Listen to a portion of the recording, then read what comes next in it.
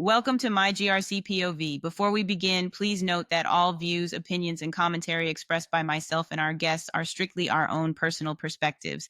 They do not represent or reflect the official positions of any employers, organizations, or affiliations we may have. This podcast is for informational purposes only and does not constitute professional advice. Always consult with qualified professionals for your specific GRC needs. Now let's dive in.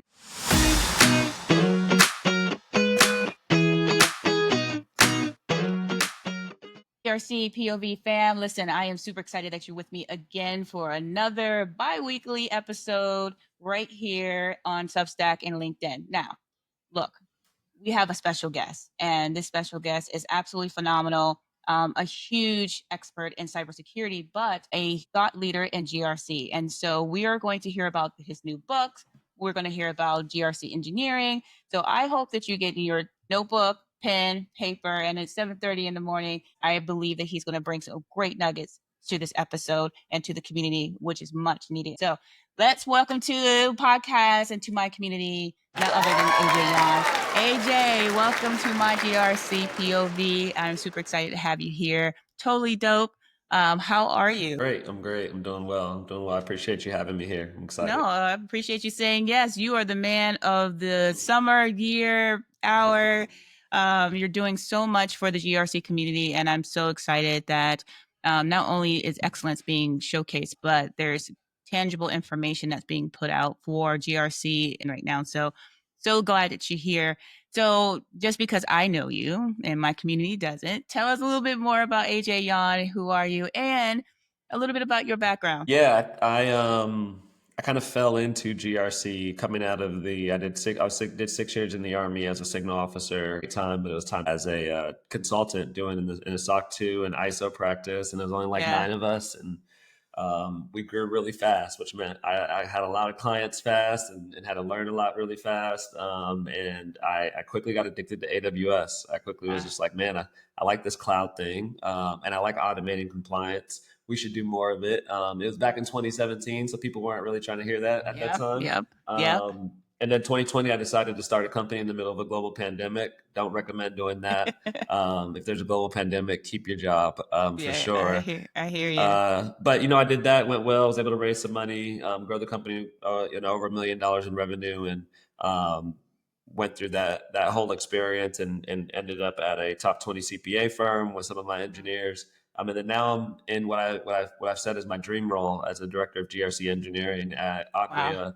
CEO is a good friend of mine, Chris Hughes, and I get to do GRC engineering work, automate compliance on AWS every day, and some really important jobs. And it's awesome. I'm really enjoying it. And I think my most important job is I'm a dad. I have 2 little ones, a 9 and 7-year-old. So yeah, it's that's a little bit about me.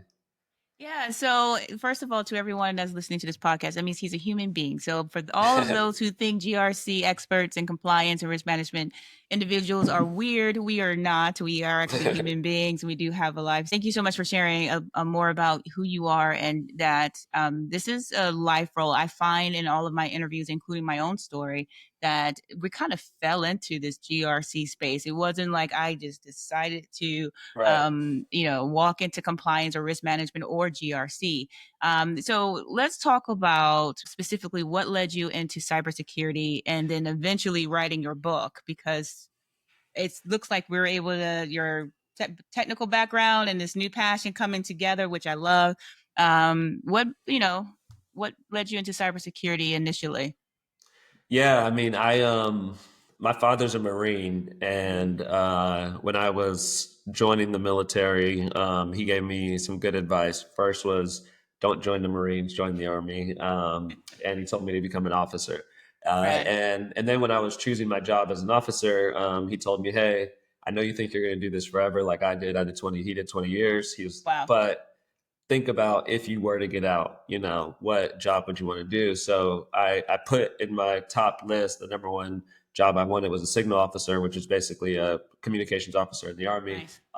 And I ended up getting that. I can't say I was that excited when I got it. Honestly, I wanted to go be an armor officer or an infantry officer, but I'm very grateful that I listened to my dad's advice, because I did 6 years doing that. And I mean, I was in charge of everything from the radios to my battalion commander's iPad to our secret network while we were deployed. So I kind of dealt with things at a really high level, had to deal with compliance at another high level, dealing Yeah. with secret classified information.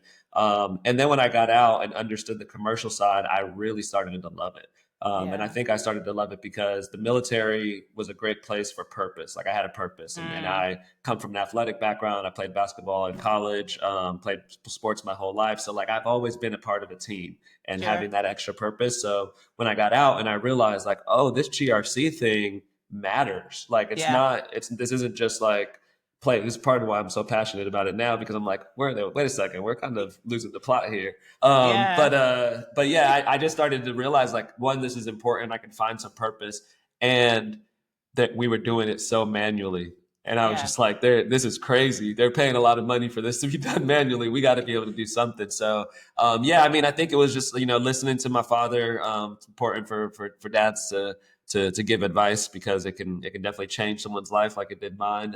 And then, I think when I was at Coalfire, curiosity helped drive my growth because I got so curious about AWS, and then Yeah. combining that with GRC knowledge, and that really just sparked a lot of things. My technical acumen today really started on YouTube and Yeah. AWS, just trying to figure some stuff out, and then started writing code to figure things out. And next, I'm starting a software company. It's like I don't really know. I can't really give you a path of how I got there. That's why I wrote the book to try to give a normal path because my Right. path is not normal. But I'm happy about it. I think it turned Yeah. out well. Yeah, I don't think anyone's path. Well, I retract that. There's probably one person, a colleague in the field that says I knew what I was going to do when I got out of college. Yeah. But they're like 0.001% in that group. But for most of us, it's been a unique journey, right? It's ups and downs, and you kind of land there, and you're like, wait, this is something to really dive into. So, with you writing your book, GRC Engineering, like what gap in the GRC conversation were you trying to really fill? Like with this amazing book, which is full of detail, we'll get more into that. But what were you trying to bridge the gap between with writing the book? Yeah.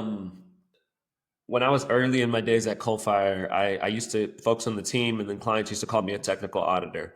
And some folks would have liked that and took that as a compliment. I absolutely hated it. Because I was like, that we all should be technical. Like we all should Exactly. should Yeah. should know the environments we're auditing. Like if not, we can't do a good job. We can't build relationships. Yeah. So it really, I mean, that passion there led me to going and starting the company, led me to try to build more automation products at my last job, and then now here doing director. So for me, and then what I've seen, over the last 2 years with the advancement of technology and AI, there's a Yeah. whole lot of talk about automating compliance, automating this, automating that. And while that excites me, I don't think the GRC profession from a human perspective was moving fast enough to catch up. And Yeah. to me, that puts us at risk Sure. because in this world of AI, where we're talking about, all the things that AI can't do, it Yeah. can read and spit some analysis out. that Yeah. it can, Right. It can it can produce some analytics. Right, it can do that. So, like, if all the value I'm bringing as a GRC professional is just reading and analyzing and presenting data, I'm putting myself at risk because I Right. don't have other skills that make the organization valuable. And I want people to understand, like, a part of writing this book as well is that and it's why kind of the book is structured the way it is because I really wanted it to help people get jobs and get into the field and Yeah. spark an interest and go and start learning. But um, every CEO, every board is telling the CEOs, do more with less, Yeah. save money. AI is coming. We want you to. So there's been spotlights on HR. There's been spotlights on IT. There's been spotlights on marketing where you've seen the impacts and you've seen some layoffs. Yeah. Eventually, security is going to get a spotlight. It's just the Yeah. reality. And I think GRC is an easy target point. Sure. But at the same time, we have an opportunity to be extremely valuable if we invest in these technical skills because now you're a unicorn. You're somebody that can Yeah. bridge the gap between several parts of the organization that you have to have certain skills to go do that. And then you can bring money back to the organization. If you've got there, it's talked about in the book with the case study of how much time can be wasted by Yep. software engineers. And another kind of thing that my experience kind of led me to this book is as a founder and CEO of a software company that was able to have some success, I understand how expensive software engineers are. So I know that every hour of their time is a significant cost. I don't want them spending time with auditors. I would rather you spend 2 weeks at the beginning of the year figuring out how to automate it so that they don't ever have to do that again, because they are expensive people and I need them writing code. So there was a couple like thought processes that forced me. And I mean, I started writing this book 2.5-3 years ago, but I kind of put it on hold. And then when I joined this company, my friend Chris Hughes, the CEO, he's an author, and I reached out to him for advice about writing the book. He's like, "Well, just write it," because he just like told me, "Just do it, just finish it." What are you waiting for? And I was asking all these other questions. He's like, "Just write the book." So I'm glad that he kind of made me lock in over the last 6 months, which is really the time I kind of put the finishing touches on it and added some interesting details. But yeah, it's a motivation to, like a lot of things I do is I try to leave. I'm trying to leave an impact, whether that's through mentorship, and I tell people that I mentor, like the only thing I want from them is to pay it forward so that they can bring more people in the industry. And I think this book allows me to do more with less, because I get a lot of messages. I get a lot of people that reach out that I can't respond to them all. But hopefully with this book, I can give away some of the knowledge that I've gained over the last few years that has led me to success. And I hope people can take it and run way farther than I have with some of the concepts that are in there. And perfect segue, because one of the things that I had an opportunity to read the book right before our interview. There's a section in there that talks about Python, and I'm like, I'm learning how to, write code in Python, because I'm an old school coder, and I say that because I remember writing in RPG and C# and C++ and all this. So those are a little older, a little dated, but now Python is used in almost in every space, right? And Boolean and analytics and healthcare, and being able to aggregate data. So what made you really hone into the Python language for GRC, and in that particular instances? Yeah, I just think it's a few reasons. One, it's out of all of the software, the programming languages out there, I think it's the easiest to pick up because it's plain language. And you can write in English. There's no made up words in Python, where other languages, you're going to get this word that you think it means something, but it does not mean something. And Python is, to me, like, I've tried to learn literally every programming language out there, and I'm dangerous in most, but Python has been the only one that I've been able to go very deep on. And I think it's the ease of writing in English, simply is. So I thought for GRC professionals, because when I was starting early on in my GRC career, I tried to run from the technical side. And then every single person that I've been a mentor to, they try to run from the technical side, and I forced them there. And I know there's a little bit of apprehension, unless it's folks like yourself that have a background where you get excited about this. Some of us, get to that chapter, and I'll be a little vulnerable here. I struggled at the start of writing that chapter because I was worried. I was like, man, a lot of GRC professionals are going to say, no, I'm not learning this. But then I was like, you know what? No, this is what we need. Like, this is why you're writing the book, AJ. Like, go do it. Go deep. So, it's about readability. And I was like, what's the easiest language? But really, if you think about the Python and what the power of it is great at taking in a large sums of information, whether that's through JSON, CSVs, Excels, whatever type of data. It can take unstructured data and do stuff with it, and you can extract. And that's, as a GRC professional, that's a powerful weapon right there. But to your point, you're now adding value back into your company when you add an extra technical skill to your portfolio. And it's the tool that a lot of security folks are using. So it's the language that security folks are using as well. So, and then now, especially, one thing that I didn't even mention in the book is that if you think about all these AI tools, if you use ChatGPT and ask it to show you its work in the code, it's Python. Python is the language of choice kind of for AI as well, because of its data processing capabilities. So it's a powerful language to learn. For security specifically. And I kind of fell in love with Python just over the last, I would say, 4 or 5 years, because I started just to do more and more, and especially Python and AWS.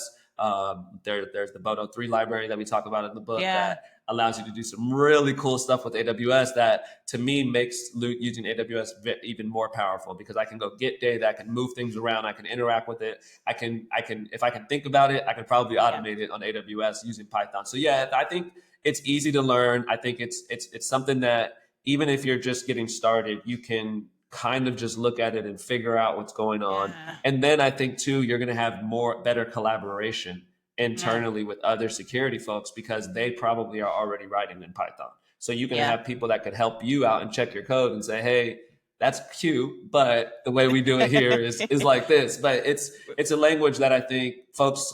I would say this to the listeners: if you can do some cool formulas and macros in Excel, you can learn Python. Yeah. Yeah. Like you Absolutely. got the skills. It's just a mental thing. Yeah, I mean, you were talking again to your point. I remember, writing macros in Visual Basic, which is Excel, right? And Yep. so, again, if you can do that and figure out which cells goes where and where you want your data to drop, then by all means, You, you can do the you can do it. Python. You can do it. So I love the part in your book where you really emphasize engineering GRC, but instead of managing it, like you are the architect of GRC. Like, Mm-hmm. so can you break it down for us? What does GRC engineering really mean? Because everyone's like, this is a buzzword, and I'm like, Yeah. no, this is a specific strategy or strategic word. Is Yeah. what you want to call yourselves. Yeah, I think it's a you're exactly right that it's strategic, and I think the strategy is in how I define it, which is the kind of the bridge of the technical skills and your GRC knowledge, and it's this thing that used to be, and you can have these skills or not. You didn't Yeah. have to, and Yeah. now it's switched to an and I think this is the reason why again, if you think about what has happened over the last 5 years with technology advancement and how much Yeah. GRC technology do we see in the market? So Great. people are saying like, hey, I think I can save some money here.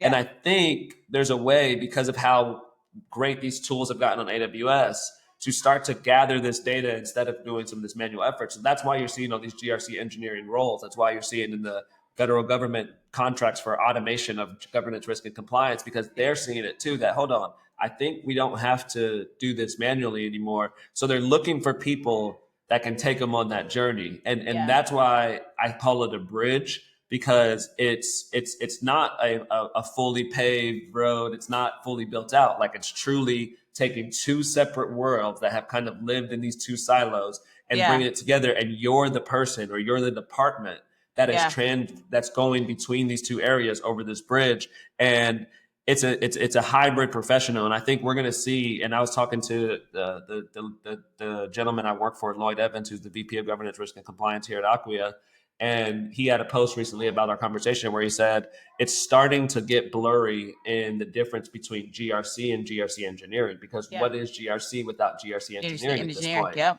Because you have to be having those conversations to it's just the environments that we're auditing are too big to not be doing engineering. And I feel like if we're not, we're probably opening ourselves up to some risk, both on Yeah. the human front, but also on the security front. Like we might be missing things if we're not automating. And part of it is too, is like, I'm lazy. I would much rather write a script than do manual checks. Like I'll spend 3 hours writing a script and probably would have took me 20 minutes maybe to do it by hand. But it's like, because I Exactly. never want to do that again. I want to make sure that the rest of the time I get it automated. So I think part of it is like I've had some experiences that help me really understand the business side of things.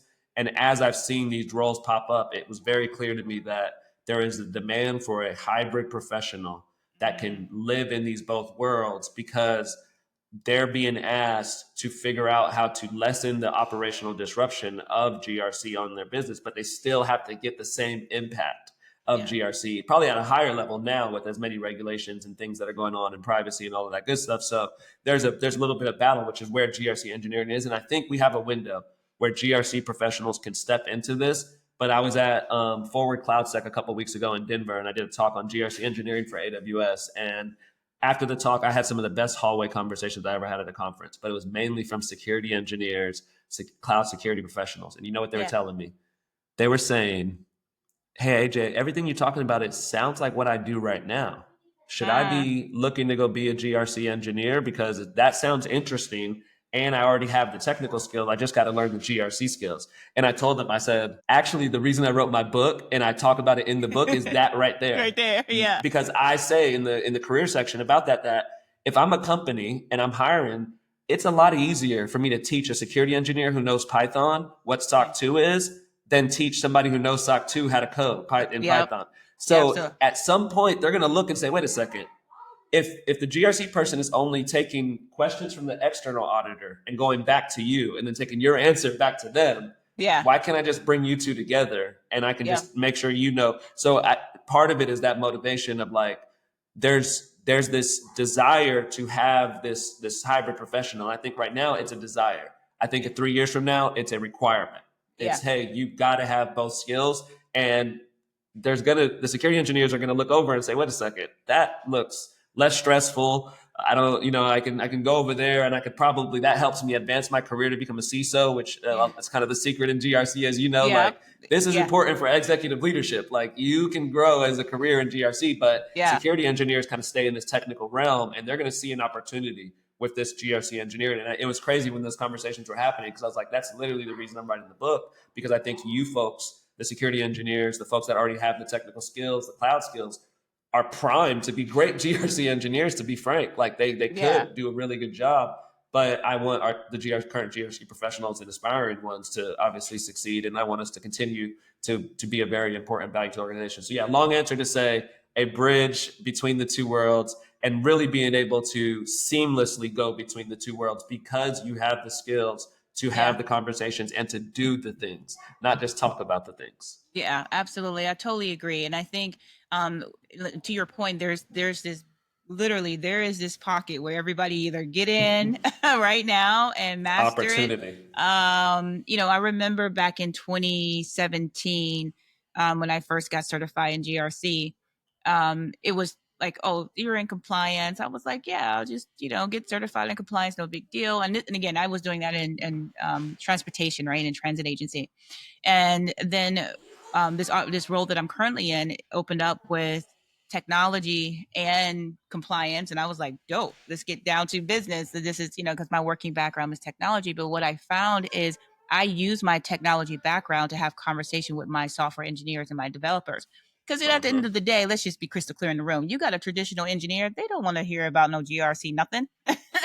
And they At will all. answer, they will give you answers for questions that you're like, that's not right. Surely that you could do something else, or we could do something else, or we should be doing something better, right? And so it Right. gives you the acumen to either challenge, guide, create guideposts for your at least for me, for my engineers and my developers. And then it also gives you the opportunity to turn around and develop those policies and procedures that are critical that we need. Right. Um, That are and then based you on got reality because you had the exactly. conversation. It's like you're not just writing stuff because you hope they do that. You know Yeah. what they're doing. And then because you know what you're doing, you can be like, hey, I know you're using this. I read up that if you could just turn this thing on, it would help us a lot. And I could put this in the policy. They're like, that's all I got to do. Yeah. But Yeah. usually we come and say, you must do X, Y, and Z. And they're like, yeah, What? okay. Yeah. We'll Or do. what does that mean? Right. Yep. And then Or you're sitting there like, oh no. yep, yep. Or my engineers are great for. Do we really have to do that? Or and I'm like, yes, I wouldn't be coming to you if I didn't. So, Right. I think is a great way to pivot, especially with some people are scared of the AI tool, because even some of the GRC solution, we go back, many of the GRC solution or software components that are compliance, that manages your risk register is starting to add an AI tool to it. So it's important that you are diverse and keep yourself, to your point, valuable in your space. And the fact that no, you don't have to be fully technical, because to your point, Python is super easy to learn. It's literally move Yeah. here, read this, and it will. So my question to you is: many organizations still treat GRC as a checkbox function, right?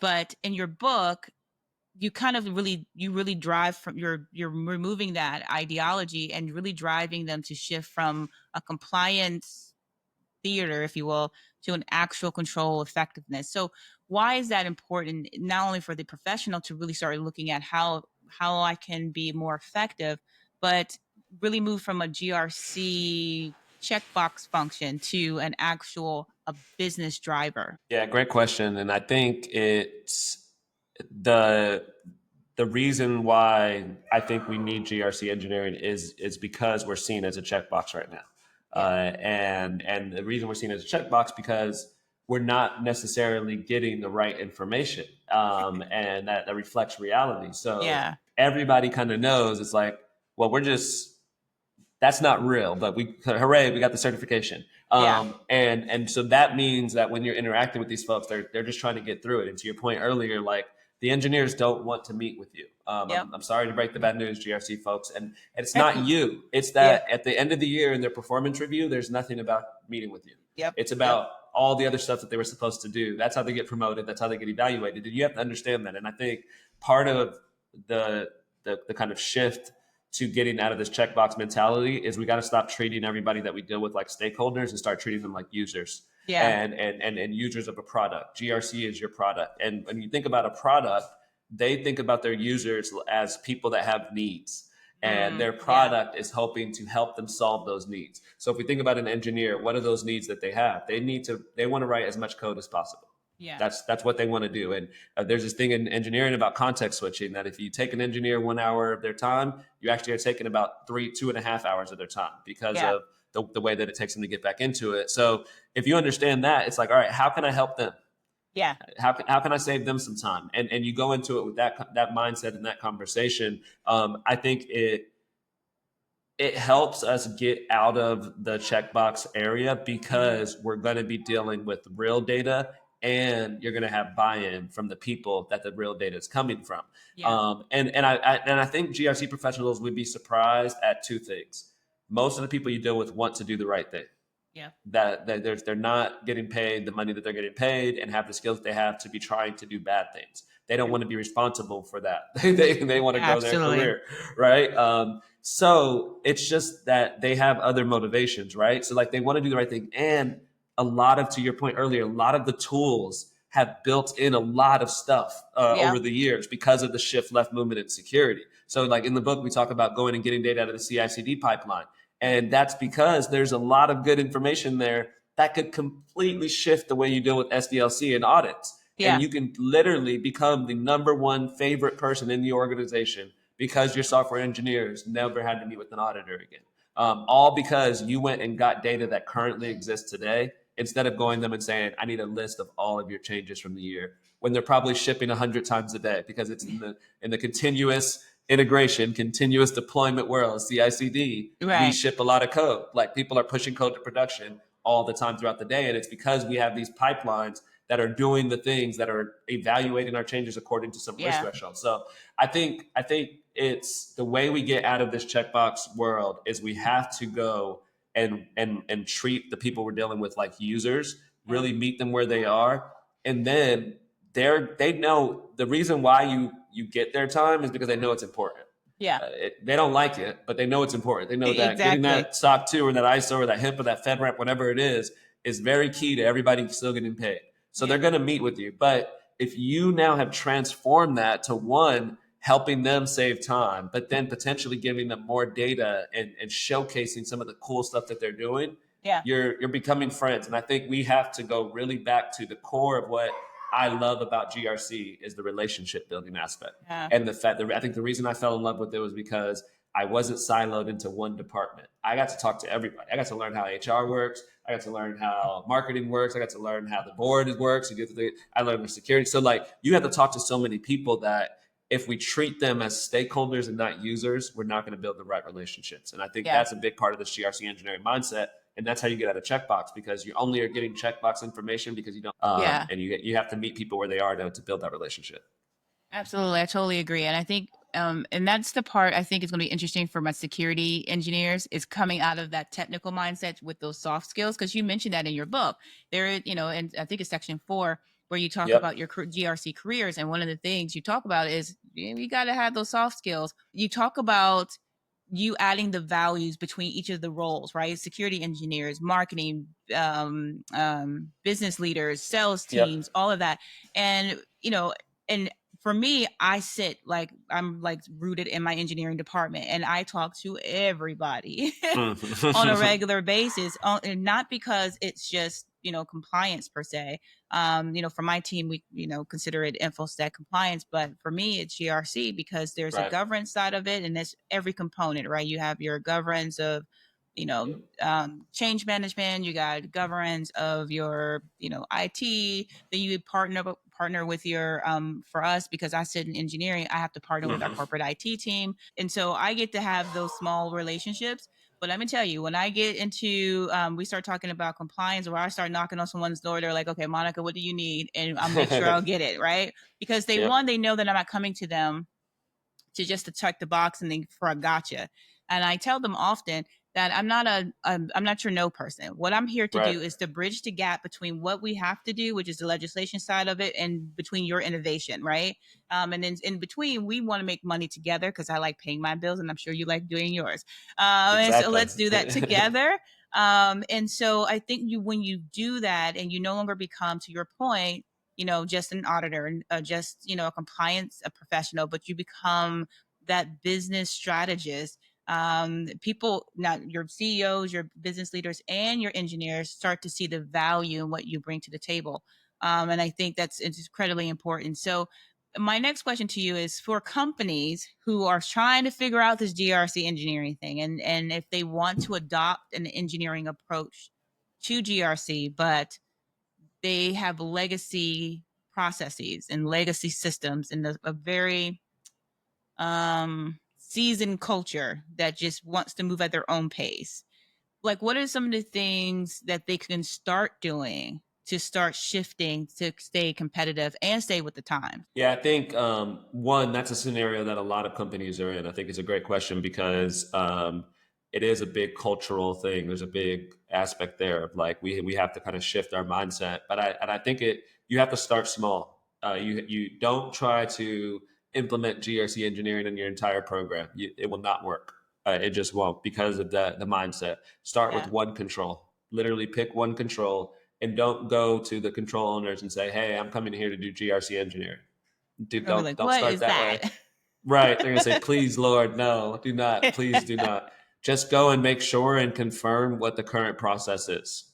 Yeah. And then go back and do some research Yeah. and figure out with the tools they're using, with potential new technologies that are implemented in the org, is there something that we can do to implement some of these That's good. GRC engineering principles? Because what you get out of that is then now you're going to go back to them and say, hey, appreciate that conversation.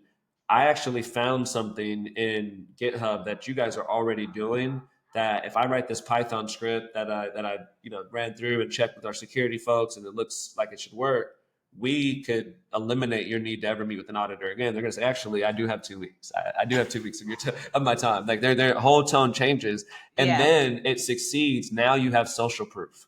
Yeah. Now in the next all hands, you can go up and say, we implemented GRC engineering principles on this. And last year, the team had to spend 12 hours with auditors. This year, they're going to have to spend 30 minutes with me.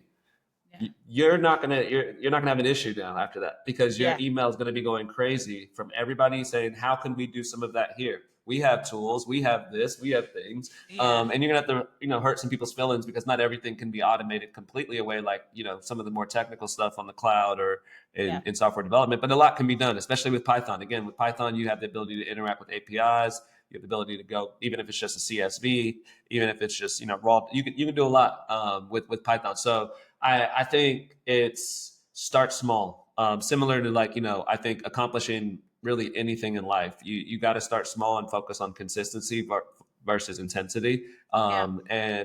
And give. I think one of the exciting things that I'm seeing, talking to a lot of folks that are in GRC engineering roles lately, or looking to get into them, is that there are existing GRC pros that are kind of given an opportunity to try this thing Yeah. out. And I think that's such a cool thing. But I think one of the challenges you have with that could potentially be a lack of patience to Mm. see results. And I think you have to give folks more than 90 days, maybe 6 months to really get through that first start small one because of the relationship building, because of the research, because of the detailed way to go about it. Because if we have a short leash, only 1 or 2 weeks, we're going to rush through it and it's just going to go back to give me a screenshot. Yeah. Give me something basic versus let's actually dive deep into what we're doing. So I think there has to be a desire Yeah. from the organization to say, yes, I want to do this. No, I don't want to cause a big problem. So yes, you can start small. You have a window to kind of prove this out and come back to us with the results. Because that's Yeah. again, like, I talk about in the book, how do you translate these wins to things that people will actually care about, which are the business metrics. Yeah. And I think, again, you have to understand the people, the business side of the people to do that. So, and it takes you going a little bit deep. And I think people hear that and they're like, dang, does that mean, AJ, if I have 50 controls, it's going to take me 6 months per every control? No, that's not what I'm saying at all. But a lot of people have tried to innovate in GRC and they failed because they try to do too much at once. And by the time you're starting to get some rhythm, the next audit cycle's there and everything's put on hold. And it's just like, let's just get through the audit. We'll go back to your GRC engineering thing after the audit. And it's like, okay, great. Like I get it. I gotta do my job, right? Like I don't want to get fired. But if you start small, you now get the freedom. And then it also gets us back to that product mindset that I talk a lot about, where we should be iterating. We should not be thinking about a huge project, which is the audit once a year. We should be thinking about working on controls all throughout the year. And again, you might get to the end of the year and you've only automated 15, 20%, whatever it may be, but that's progress. That's a lot of, I don't think people can grasp the amount of time GRC activities take and how much money that costs the company.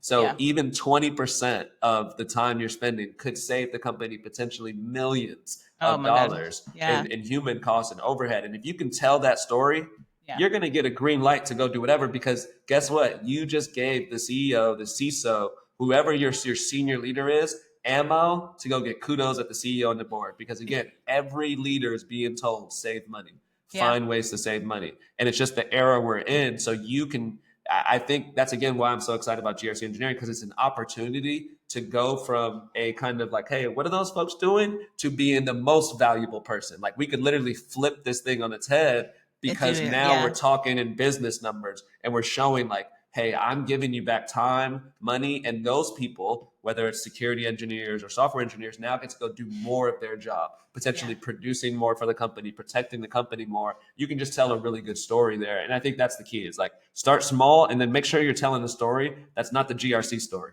To tell the business story, because they don't care about the GRC story. They don't care that this control was so cool and it maps to 5 frameworks. They want to know how much time did they save and how much money does that make the company. Which again, like people get mad at that, but it's capitalism. Like we live in a transactional world. Like you get paid a paycheck. It's like it's for a reason. So you just got to think about the business side of it. Yeah, I totally agree. And to your point in your book, you say explain it to explain what you do and GRC principles like you're explaining to your grandma, right? Yep, if you can do that, then you are doing fantastic. Because at the end of the day, most of your end users, again, changing the language from stakeholders to end users, most of your end users don't care about all of the technical stuff. And they just want the layman's term. What is it that you need me to do? What is it that's going to, how much is going to cost us? How much time? And then if I'm going to ever see revenue? And to your point, it has been very difficult, probably in the last decade or so, for even cybersecurity to see the ROI, right? Because you don't see it immediately. You just see that we don't have to pay out money, but you don't understand the amount of money that you're actually keeping in, right? And by tapping into these principles, you can actually start seeing or giving ideals to how do we communicate that we actually are saving money, or that there is value to what we do, not just to show up in the room because we have to do it so we don't spend more money, right? And even with some of the GRC software tools, they have those reporting analytics where they aggregate data from your CRM tool, right? So they see the sales, and then it's like, I can't get a sale without my security or vendor risk assessment team. And then once you get through the InfoSec part of it, and of course I'm on like security calls every week with customers who are like, we just want to vet. So that if without that data, I can't prove how valuable my team is, right? But if you tap into the GRC principles, your first go-to is I can save the company money and time, or save the company time, which equates to money. You can do that. Is a win-win. So I totally dope. I really love it. So AJ, look, listen, you just gave us so many nuggets in our time together. You're known as being a mentor to others, and you teach GRC. You love it. You breathe it. I love it.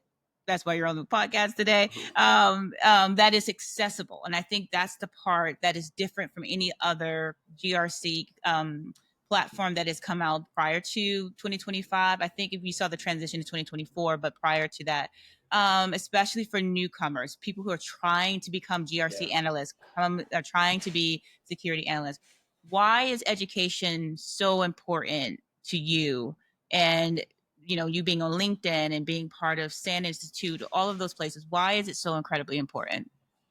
Yeah, I think for me, I feel so lucky to get to do what I do. And it feels like I've been given this amazing gift, and I just want to tell as many people about it as possible to see if they can potentially, get the same gift or better gift, Right. right? Yeah. It's why I mentor. I love the success stories of my mentees. I tell them all the time, don't ever get tired of like texting me your wins. Like send me all your wins, everything you're doing, because I love it. Like I just love to see it, and because I know what's possible. I don't think Yeah. I'm necessarily that special. I think I've just tried really hard and have been not afraid to fail. And I think so. So I try to figure out, a lot of the courses I've done, now writing this book. It's been all about like, and I think I really appreciate the nice words you said about it, and other things I've heard of people saying like, hey, like this is really easy to read. Like it's really easy to digest, even though you're kind of talking about it. And like that was my goal. I was like, I need to be able to pass the grandma test myself with the book, even though it's a fairly technical book. But it's like I want to make people feel like they can do it, and I think a lot of either people trying to become into cybersecurity, it can feel very overwhelming, right? And GRC used to be this thing like, oh, go try that because it's non-technical, and I don't think that's good advice, obviously. But I think I'm hoping that this book can give folks that spark to say, you know what, I can do this. Like I actually can learn this. I actually can figure this out. And I think that's what I want to do with my courses. I didn't realize how much I loved educating. I think until I just kind of like, it just snowballed with either SAMS, with LinkedIn Learning and all the things I've done. And I've always had a joy for kind of doing public speaking and kind of being on stage. I like that adrenaline rush, but education has been so fun. Like it's been fun to give back and give it away. Cause I feel like, again, like, what's the point of me holding on to this? Yeah. Like what There's am no I need going to to do with it? gatekeep in this season, Right. right? Right. And I'm like, please, like I want the opposite of gatekeeping. I'm the person who got in. I'm holding the back door open. Like I'm illegally opening the door. Like, please, hey, guess what? There's good stuff in here. Everybody come in, read the book, find me on LinkedIn. And like, I'm trying to tell you exactly, like today I posted something and they're like, well, what should I do? Like 5 or 6 people. And I'm like, literally saying in the post, it's like but here's a link to an article I wrote about exactly to do this exact thing. But like, it's just like, I'm just trying to give like, please take the information, because I think like, aside from my passion and love for what I do, I really think I have a great job. I think it's a lot of fun to do what we do. I enjoy it. It's a good life.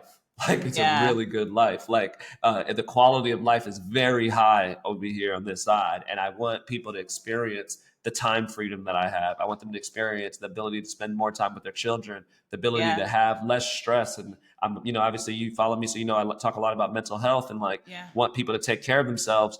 And I think we get an ability to the space to do it. Not all of us take an opportunity of it. Some of us probably work too hard and stay up too late on our phones too long, but we get the ability to take care of ourselves. And I that's another reason why I'm passionate about this, because I think this is a field that can change a lot of people's life. And if they get into it, if they do it right, it can change not just the trajectory of their life, but generations to come, and their families as well, and people that come from backgrounds similar to that I come from, that the people that look like us come from. Like it's important to me to show them what's possible, because a lot of times it's just we don't know, and I'm hoping that my presence can just be that, and like I said when I kind of released the book, my goal was that one person is impacted by it, and they have it, and I've had a couple of buddies that I'm trying to help get into tech, and they've been impacted by it, so I already feel successful at this point, even though the book's doing just absolutely amazing. It's been out for a couple of weeks and it's doing great. So crazy. It's amazing.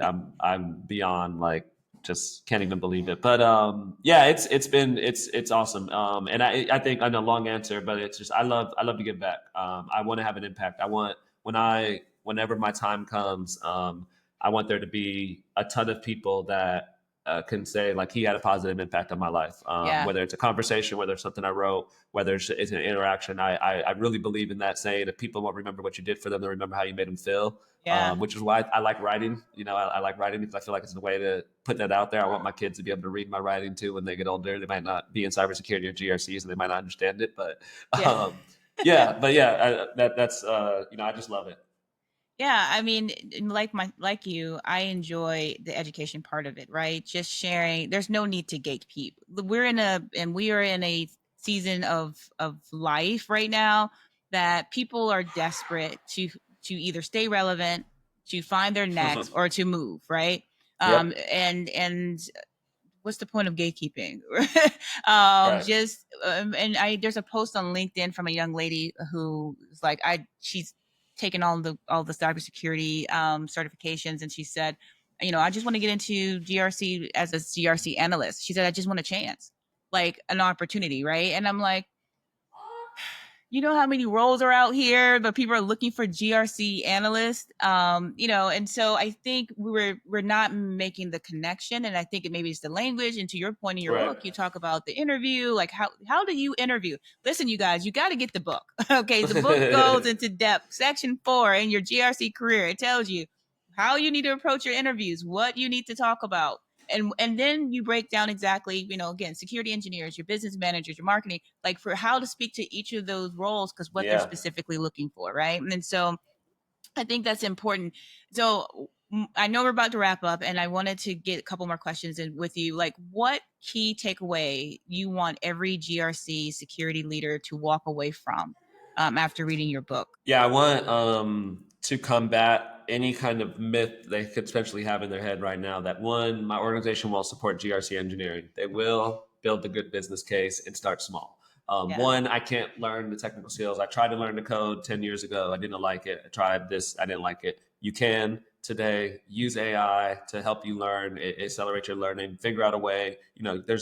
We have an infinite amount of knowledge today. Give yourself a chance and focus on consistency. And then I think, lastly, get excited. Like, this is Yeah. so exciting because to me, being a GRC engineer, doing engineering technical work is like being a child again. It's like Yeah. coloring. I get to be creative and have fun every day. And I really, really love what I do. And I think this is an exciting time for us as GRC pros because we have an opportunity to really elevate ourselves and change the Yeah. trajectory of the profession. And we're building it right now. Like, if you think about the moment, 10, 15 years ago when cloud security became really big, Yeah. imagine being one of the first cloud security engineers. Imagine where Yeah. you'd be right now. I think a lot about that. I think a lot about, man, if I would have learned about AWS in college, maybe, the Army was great, but maybe I would have done something else. But Yeah. so, Yeah. like, I think GRC folks should feel right now you are potentially stepping into an area where you could be one of the first ever cloud security engineers back in 2011, 12. And imagine Yeah. what that person's doing right now in the life they're living. So it's an exciting time. I think get excited and embrace this. And learning is fun. Yeah. Learning is fun. Like, just lean into that aspect. It will tap into, I think people don't realize how good they feel when they learn. And I think a lot of people tell themselves, I can't learn anything. And that's not true. You can still learn things and you're going to feel alive when you're learning and picking up new information, even if it challenges you. So yeah, get excited. Get excited about this. It's a great time to be alive right now. Yeah, I totally agree. I think if anything, like yourself, I'm such a huge advocate for more representation in this field of like you and I, and so many people who are just Yeah. trying to find their space. And I'm like, there is opportunity here. You may not have considered it, but I promise you, there's opportunity here. So Yes. just jump. It's a lot to learn. I tell people on the GRC side, right? Like, going through just trying to decide which policies and regulations and that apply to you. You got to parse through Mm-hmm. all that.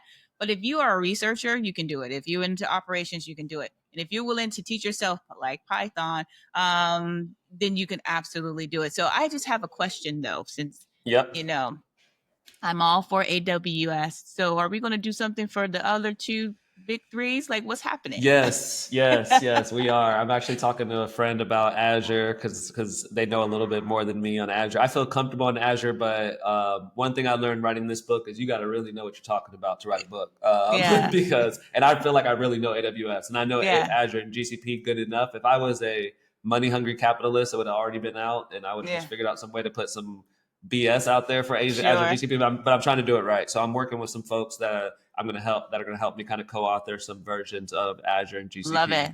to take the same principles. So stay tuned for that. And I Good. got some other stuff in the works as well to try to figure out ways to just give back more. I'm trying to Yeah. figure out how to scale my ability to give back to the community. So I'll be posting some stuff about that on LinkedIn soon. Yeah, so to that point, AJ, how do they get in contact with you? You're a podcast host, you're an author, you're an instructor. Like, how do we track you Yeah. to stay in the know? I think LinkedIn's the best place. LinkedIn's the best place to find me and to engage. I get a lot of DMs, so if you've DM'd me and I haven't responded, I'm sorry. I try to respond honestly. I do, like, if I see it, I will respond, but there's a lot in there, Yeah, so I don't see I am the everything. worst. Yeah, I got it, Monica. I got to have you on CyberTex as Yeah, well, so that we absolutely. can get you on the show as well. So yeah, just I'm on LinkedIn and I'm vocal. I'm opinionated, and I enjoy good conversations about this field. I think it's like again like this field, and it's a great place to be. So I hope more of us can get in. So yeah, find me on LinkedIn and feel free to reach out. Feel free to message me. Feel free to connect. I know people have a lot of like rules, like send a message before you don't do that. You don't have to worry about that. Just connect. Like we don't have to do all the formal stuff. Just reach out. And again, like if I miss it, follow up. Like one of my mentees, it's like one of my great good friends right now. I Yeah, missed his first message. yeah. He sends a follow up. Like it happens. So like send a follow up. I promise. I may see it. Like it's just I miss them. So yeah, find me on LinkedIn. I appreciate it, Monica. I appreciate the time of having me on. Yeah, absolutely, AJ. Thank you so much for taking the time out to jump on and to just really share the nuggets to my community. I created my GRC POV for just that is my point of view, but then I realized that I want more information. How do I stay up to date? With all of the EU regulations that are coming out that are applicable to how do I transition between industries, and it's GRC is it. I mean, if you can figure out GRC, you can really sit into any industry. It's Yep. Cybersecurity is hot right now. Just for everyone to need to know, it is. In part of your book, you say, in your soft skills, go to Toastmaster. I was like, this man is talking to me. Because you have to have the ability to speak Yeah. well and to engage in the room to those who are your executives who are only going to give you 5 to 10 minutes of their time, and then they're thinking about the next thing. So to my point, AJ, I really do appreciate all of the wisdom that you offer. Of course, we're going to have you back on because I'm sure you're Of writing course. more books Whenever. and there's some more classes on LinkedIn. But shout out to you. Congratulations to amazing success. So, listen, everybody. This is the end of our episode today, and we're super excited that AJ Yawn was with us, and he gave us some great tips on how we can move forward, not only in GRC but GRC engineering. So don't wait, don't slow walk this, run. Make sure you get this book, GRC Engineering for AWS. It is a phenomenal book, easy read. I did it over the weekend. You can absolutely do it as well. And most of all, make sure you reach out to him. And other than that, check me in 2 weeks for another episode here on My GRC POV. Thanks, guys. Thanks for listening to My GRC POV. Remember, all opinions expressed today are personal views only and don't reflect any organizational positions. Until next time, stay compliant and keep questioning.